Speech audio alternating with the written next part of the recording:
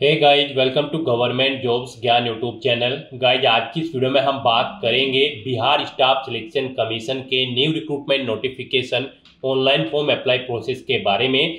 जी हाँ दोस्तों, Bihar staff selection commission BSSC ने यहाँ पर सब स्टैटिकल ऑफिसर और ब्लॉक स्टैटिकल ऑफिसर के 682 खाली पदों को भरने के लिए नोटिफिकेशन रिलीज किया हुआ है। कैसे आप इस भर्ती में पार्टिसिपेट करने के लिए अपने फॉर्म अप्लाई कर सकते हो बिना कोई मिस्टेक किए हुए, इसकी पूरी जानकारी हम आपको स्टेप बाय स्टेप रजिस्ट्रेशन से लेकर प्रिंट तक इस वीडियो में देंगे। बस आपको इस वीडियो को स्किप के बिना शुरू से लेकर एंड तक देखना है। उसके बाद वीडियो पसंद आए तो इसे लाइक और शेयर कर दें। चैनल पर नए हो तो इसे सब्सक्राइब कर लें। साथ ही साथ आपको फॉर्म अप्लाई करते हुए जो भी प्रॉब्लम फेस हो रही है उन सभी का हल आपको इस वीडियो में मिल जाएगा।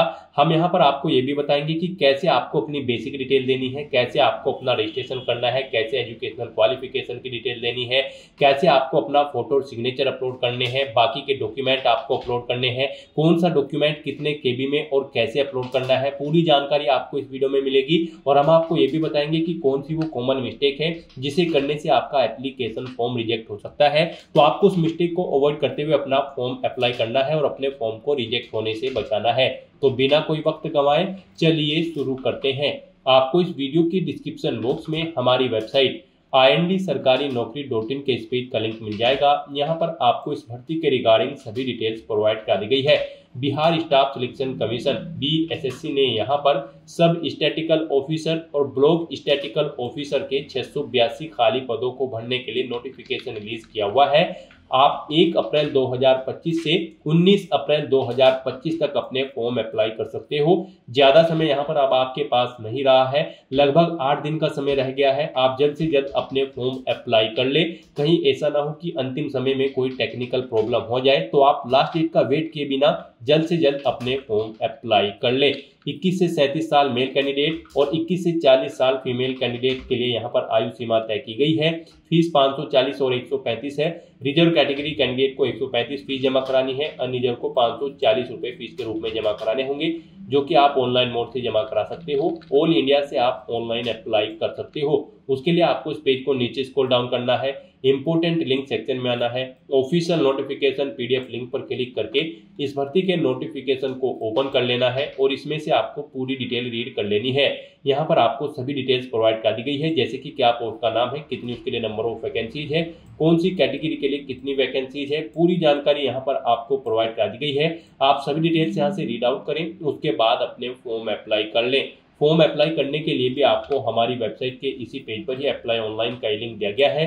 जैसे ही आप इस लिंक पर क्लिक करेंगे तो आपके सामने यहाँ पर बिहार स्टाफ सिलेक्शन कमीशन का ये ऑफिशियल पोर्टल ओपन होगा। गाइस, यहाँ पर आने के बाद अगर आपने पहले से रजिस्ट्रेशन किया हुआ है तो बस यहाँ पर आपको लॉगिन के इस ऑप्शन पर क्लिक करना है और अपने डैशबोर्ड में लॉगिन करके अपना फॉर्म अप्लाई कर लेना है। जैसे ही आप लॉगिन के इस लिंक पर क्लिक करेंगे आपके सामने कुछ इस तरह से इंटरफेस ओपन होगा।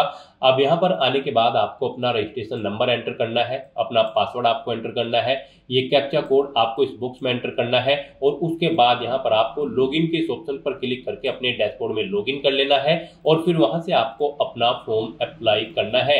और अगर आप इस भर्ती के लिए फर्स्ट टाइम अप्लाई करने जा रहे हो तो सबसे पहले यहाँ पर आपको अपना रजिस्ट्रेशन करना होगा। उसके लिए आपको क्लिक हियर फॉर रजिस्ट्रेशन के इस ऑप्शन पर क्लिक करना है और अपना रजिस्ट्रेशन कंप्लीट कर लेना है। जैसे ही आप इस ऑप्शन पर क्लिक करेंगे आपके सामने रजिस्ट्रेशन का फॉर्म ओपन हो जाएगा। यहाँ पर आने के बाद सबसे पहले आपको अपना नाम एंटर करना है। आपका ये नाम 10वीं की मार्कशीट के अकॉर्डिंग होना चाहिए और उसके बाद गाइड यहाँ पर आपको अपना जेंडर सिलेक्ट कर लेना है। फिर यहाँ पर आपको बताना है कि क्या आपके पास बिहार राज्य का डोमिसाइल है, अगर है तो आप यस करें, नहीं तो यहाँ पर आप नो ऑप्शन सिलेक्ट करेंगे। अगर आप बिहार राज्य से अलग उम्मीदवार हैं तो केवल सामान्य वर्ग के कैंडिडेट ही यहाँ पर अप्लाई कर पाएंगे। तो यहाँ पर आप अपने अकॉर्डिंग ऑप्शन सिलेक्ट करें। उसके बाद यहाँ पर आप अपनी कैटेगरी सिलेक्ट करें, फिर यहाँ पर आप अपनी जाति सिलेक्ट करें। उसके बाद यहाँ पर आपसे पूछा गया है कि क्या आप क्रीमी लेयर रहित से संबंधित है, यानी कि अगर आप क्रीमी लेयर कैंडिडेट होंगे तो यहाँ पर आपको आपकी कैटेगरी के अकॉर्डिंग ऑप्शन शो हो जाएगा। उसके बाद आपसे पूछा गया है कि क्या आप पर्सन विद डिसेबिलिटी कैंडिडेट हैं, अगर है तो यस ऑप्शन सिलेक्ट करें, नहीं तो नो ऑप्शन सिलेक्ट करें। यस अगर आप सिलेक्ट करते हो तो फिर आपको अपनी डिसेबिलिटी का नेचर देना होगा, वो परमानेंट है या फिर टेम्परेरी, और कितने परसेंटेज है यहाँ पर आपको बताना होगा। और नो ऑप्शन अगर आप सिलेक्ट करते हो तो फिर आपके सामने ये ऑप्शन डिसेबल्ड कर दिए जाएंगे। उसके बाद आपसे पूछा गया है कि क्या आप भूतपूर्व सैनिक हैं, अगर हैं तो आप यस ऑप्शन सिलेक्ट करेंगे और फिर यहाँ पर रक्षा में सेवा की जो डेट है वो आपको सिलेक्ट करनी है, कितने साल और दिन यहाँ पर आपने सेवा की है, और नहीं है तो यहाँ पर आपको नो ऑप्शन सिलेक्ट करना है। उसके बाद आपसे पूछा गया कि क्या आप 1 जनवरी 1963 के बाद एनसीसी से विमुक्त होने के बाद बिहार सरकार के अधीन कार्य करते हैं, अगर करते हैं तो यस करेंगे, नहीं तो आप नो ऑप्शन सिलेक्ट करेंगे। उसके बाद यहाँ पर आपसे पूछा गया है कि क्या आप बिहार सरकार की नौकरी में संविदा कर्मचारी के रूप में कार्यरत हैं, अगर हैं तो यस करें, नहीं तो नो ऑप्शन सिलेक्ट करें। यस अगर आप सिलेक्ट करते हैं तो फिर आपको यहाँ पर ईयर, मंथ और डे सिलेक्ट करना होगा। बिहार सरकार में संविदा सेवा अवधि आपको यहाँ पर सिलेक्ट करनी होगी। उसके बाद आपसे पूछा गया कि क्या आप बिहार सरकार के कर्मचारी हैं जिन्होंने कम से कम 3 साल नियमित एवं रेगुलर सेवा की है, अगर की है तो यस ऑप्शन सिलेक्ट करें, नहीं तो नो ऑप्शन सिलेक्ट करें। उसके बाद आपसे पूछा गया कि क्या आप बिहार सरकार के सरकारी कर्मचारी के बाद प्रयासों की संख्या, यहाँ पर आपने बिहार सरकार में सरकारी कर्मचारी के बाद नौकरी करने के लिए कितनी बार यहाँ पर प्रयास किया है, यहाँ पर आप अपने अकॉर्डिंग ऑप्शन सिलेक्ट करें, नहीं किया है तो 00 ऑप्शन आप सिलेक्ट कर लें। उसके बाद यहाँ पर आपको अपना मोबाइल नंबर मेंशन करना है, वही मोबाइल नंबर एक बार फिर से यहाँ पर आपको मेंशन करके उसे कंफर्म कर लेना है। फिर यहाँ पर आपको अपनी ईमेल आईडी एंटर करनी है, उसे भी एक बार फिर से एंटर करके कंफर्म कर लेना है। फिर आपको अपनी डेट ऑफ बर्थ इस कैलेंडर में से सिलेक्ट कर लेनी है। उसके बाद गाइस यहाँ पर आपको ये कैप्चा कोड, जी हाँ दोस्तों, ये कैप्चा कोड आपको इस बॉक्स में एंटर करना है और फिर आपको सेव एंड कंटिन्यू के इस ऑप्शन पर क्लिक कर देना है। फिर यहाँ पर आपको आपके रजिस्ट्रेशन फॉर्म को चेकआउट करने का एक ऑप्शन आपको दिया गया है। यहाँ पर आप अपनी सभी डिटेल्स केयरफुली चेकआउट करें, कहीं पर कोई मिस्टेक है तो आप एडिट के उस ऑप्शन पर क्लिक करके एडिट कर लें, और अगर सभी चीजें ओके हैं तो यहाँ पर बस अब आपको कंफर्म एंड नेक्स्ट के इस ऑप्शन पर क्लिक कर देना है। यहाँ पर आपका रजिस्ट्रेशन सक्सेसफुली कंप्लीट हो चुका है। आपको एक रजिस्ट्रेशन नंबर और पासवर्ड प्रोवाइड कर दिया गया है, आपको इन्हें केयरफुली नोट डाउन करके रख लेना है फ्यूचर यूज के लिए। और यहाँ पर गाइस अब आपको क्लिक हियर फॉर लॉगिन के इस ऑप्शन पर क्लिक करना है। नेक्स्ट आपके सामने कुछ इस तरह से इंटरफेस ओपन होगा। अब यहाँ पर आपको जो रजिस्ट्रेशन नंबर दिया गया है वो आपको एंटर करना है, जो पासवर्ड दिया गया है वो आपको एंटर करना है, ये कैप्चा कोड आपको यहाँ पर एंटर करना है, और उसके बाद गाइस यहाँ पर अब आपको लॉगिन के इस ऑप्शन पर क्लिक करके अपने डैशबोर्ड में लॉगिन कर लेना है। अपने डैशबोर्ड में लॉगिन करने के बाद आपके सामने कुछ इस तरह से इंटरफेस होगा। गाइस यहाँ पर अब आपको 7 स्टेप को कंप्लीट करते हुए अपना फॉर्म कंप्लीट कर लेना है। यहाँ पर सबसे पहले आपको अपनी पर्सनल डिटेल देनी है, उसके बाद आपको यहाँ पर फीस पेमेंट का प्रोसेस पूरा करना है, फिर आपको अपनी एजुकेशनल क्वालिफिकेशन की डिटेल देनी है, उसके बाद आपको अपना फोटो सिग्नेचर यहाँ पर अपलोड करने हैं, फिर लाइव फोटो यहाँ पर आपको कैप्चर करना है, अपने सर्टिफिकेट्स अपलोड करने हैं, और उसके बाद आपको अपने एप्लीकेशन फॉर्म का एक हार्ड कॉपी प्रिंट आउट लेकर अपना फॉर्म यहाँ पर कंप्लीट कर लेना है। तो यहाँ पर अब आपको अपनी पर्सनल डिटेल देनी है। यहाँ पर आने के बाद सबसे पहले आपको अपने फादर का नाम एंटर करना है, उसके बाद आपको अपनी मदर का नाम एंटर करना है। कुछ चीजें यहाँ पर आपको ऑटोमेटिकली फिर मिल जाएगी जो आपने रजिस्ट्रेशन टाइम पे प्रोवाइड कराई थी। उसके बाद यहाँ पर आपको अपने स्थायी निवास प्रमाण पत्र जारी करने की तिथि, यानी कि आपको अपना डोमासाइल सर्टिफिकेट कब इशू हुआ था वो डेट आपको सिलेक्ट कर लेनी है। उसके बाद यहाँ पर उसका नंबर आपको देना है, फिर यहाँ पर आपको उस अथॉरिटी का नाम सिलेक्ट करना है जिसने आपको डोमासाइल सर्टिफिकेट प्रोवाइड कराया है, CO, RO, SDO, DM या फिर अदर। और अगर इनमें से नहीं है वो अधिकारी तो यहाँ पर आपको अदर ऑप्शन सिलेक्ट करना है, और फिर आपको यहाँ पर उस अधिकारी का यहाँ पर पद का नाम आपको एंटर कर देना है। उसके बाद यहाँ पर आपको, अगर आप रिजर्व कैटेगरी से बिलोंग करते हो तो फिर यहाँ पर आपको अपना कैटेगरी सर्टिफिकेट नंबर देना है, कब आपको वो इशू हुआ है वो डेट आपको सिलेक्ट कर लेनी है।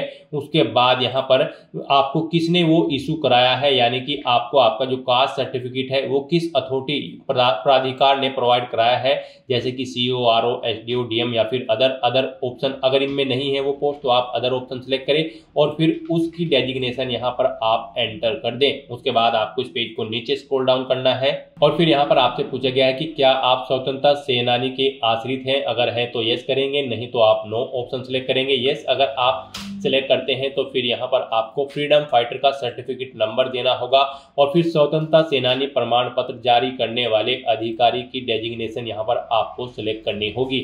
और अगर आप स्वतंत्रता सेनानी के आश्रित नहीं है तो आप नो ऑप्शन सिलेक्ट करें। उसके बाद यहाँ पर आप अपनी नेशनैलिटी सिलेक्ट करें। उसके बाद आपसे पूछा गया कि क्या आपके पास आधार कार्ड है, अगर है तो आप यस ऑप्शन सेलेक्ट करें और आधार कार्ड का नंबर आप अपने यहाँ पर एंटर कर दें, नहीं है तो आप नो ऑप्शन सेलेक्ट करें और फिर यहाँ पर आप अपना कोई आईडी प्रूफ पहचान प्रमाण पत्र सेलेक्ट करें, voter ID, driving licence, PAN card या फिर पासपोर्ट और उसका नंबर यहाँ पर आप एंटर कर दें। उसके बाद आपकी बॉडी पर कहीं कोई कट या तिल का निशान है तो उस पैलेस का नाम यहाँ पर आप एंटर करें, नहीं है तो आप नो मार्क यहाँ पर एंटर कर दें।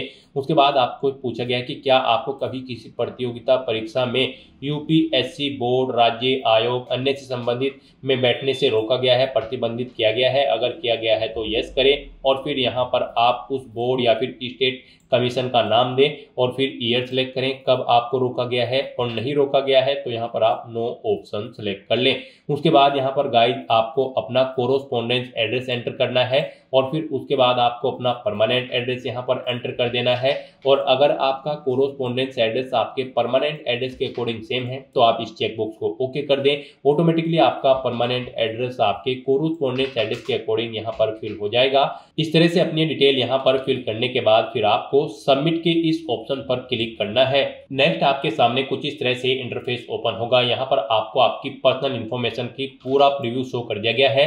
आप सभी डिटेल्स केयरफुली चेकआउट करें और यहाँ पर अगर कोई मिस्टेक है तो आप click here for edit detail के इस ऑप्शन पर क्लिक करके एडिट कर लें और अगर सभी चीजें ओके हैं तो बस अब आप इस पेज को नीचे स्क्रॉल डाउन करें और फिर यहाँ पर आप प्रोसीड फॉर पेमेंट के इस ऑप्शन पर क्लिक कर दें। अब यहाँ पर आपके सामने पेमेंट का ऑप्शन शो होगा। यहाँ पर आप SBI या फिर ICI के ऑप्शन के थ्रू फीस पेमेंट कर सकते हो, तो यहाँ पर आप अपने अकॉर्डिंग ऑप्शन सेलेक्ट करें और उसके बाद प्रोसेस ऑनलाइन पेमेंट के इस ऑप्शन पर क्लिक कर दें। उसके बाद आपके सामने फीस पेमेंट का इंटरफेस ओपन हो जाएगा। यहाँ पर आप debit card, credit card, net banking या फिर यूपीआई के माध्यम से अपना फीस पेमेंट कर सकते हैं। यूपीआई आपके लिए बेस्ट ऑप्शन रहेगा। आप यूपीआई के ऑप्शन पर क्लिक करें और अगर आप अपनी यूपीआई आईडी जानते हैं तो यहाँ पर आप एंटर यूपीआई आईडी के ऑप्शन पर क्लिक करें। यहाँ पर अपनी यूपीआई आईडी एंटर करें और वैलिडेट यूपीआई आईडी ऑप्शन पर क्लिक करते हुए अपना फीस पेमेंट कर दें या फिर आप यहाँ पर क्यूआर कोड के थ्रू भी अपना फीस पेमेंट कर सकते हो। आप यूपीआई क्यूआर के ऑप्शन पर क्लिक करें और पे नाउ के इस ऑप्शन पर क्लिक करें।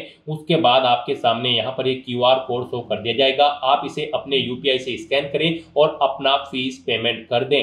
सक्सेसफुली फीस पेमेंट करने के बाद आपको आपके डैशबोर्ड में डायरेक्ट कर दिया जाएगा। अब यहाँ पर आपके 2 स्टेप कंप्लीट हो चुके हैं। अब आपको अपनी एजुकेशनल क्वालिफिकेशन की डिटेल देनी है, तो यहाँ पर आपको स्टेप 3 एजुकेशनल डिटेल के इस ऑप्शन पर क्लिक करना है। नेक्स्ट आपके सामने यहाँ पर कुछ इस तरह से इंटरफेस ओपन होगा। अब यहाँ पर आपको अपनी एजुकेशनल क्वालिफिकेशन की डिटेल देनी है। इस भर्ती में पार्टिसिपेट करने के लिए आपके पास बैचलर डिग्री होनी जरूरी है, यानी कि ग्रेजुएट डिग्री होनी जरूरी है और उसमें आपके पास इकोनॉमिक्स, मैथमेटिक्स या फिर स्टैटिक्स एक सब्जेक्ट के रूप में होना जरूरी है। इन तीनों में से कोई भी एक सब्जेक्ट आपके पास होना चाहिए ग्रेजुएशन में।